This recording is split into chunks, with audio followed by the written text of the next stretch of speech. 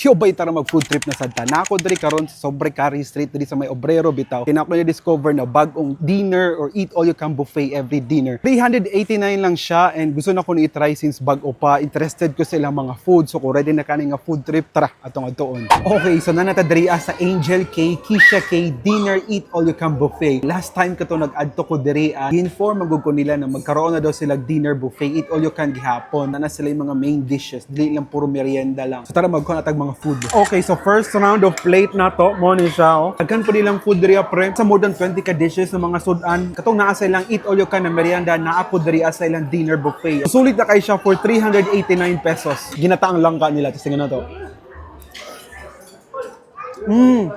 Hindi lang ka, babe. Perfectly sweet and sour. Na flaky texture, na soft texture. Kompleto siya sa hog. Kumot siya from the ginger. Really overpowering ang gata. Para sa ko, this is the perfect ginataang langka for me. Lechon kawali.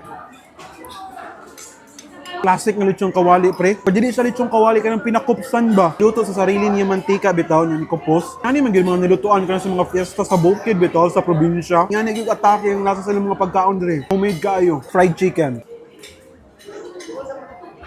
Classic fried chicken by butter. Directly fried lang siya. Perfectly fried po ng manok. Flavorful yun ang meat itself ba? Fiesta sa probinsya ganino. Dili pwede walay humba na.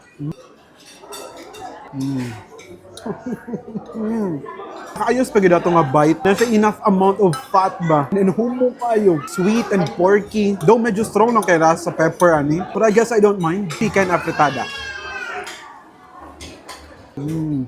Chicken afritada nila sakto lang. But it's not that bad. Ginapangitan lang yun ako to more chickeny flavor pa. And then maybe more softer chicken meat. Chicken adobo, naapot. And ang chicken adobo, medyo salty lang yun siya na side. Or mas preferred lang yun ako to medyo na sweety flavor bito sa adobo. Sa classic adobo yun na lasa. Pansit bami. Hindi may ganahan ako. Contrast of texture sa mga noodles ba? Soft kayo, sotanghon. Then medyo chewy ang kaning kanton. Manasa yung kayo siya na bami. Natadrilhan tinolang manok for sabaw. Straight to the point. Chicken flavor yun siya mo. Gida yun ang mubida. Humo kayong unog chicken eh. Pud sila yung empanada. Alam dyan ko yung favorite na empanada. Muna gito nakaset og standard para sa kuha. So not bad man po ni. Daghang kayo siyang feeling. Siya puro bread lang. Meat and egg at the same time ang sulod niya. Isa sa mga favorites na ako dre sa ilaha, spaghetti.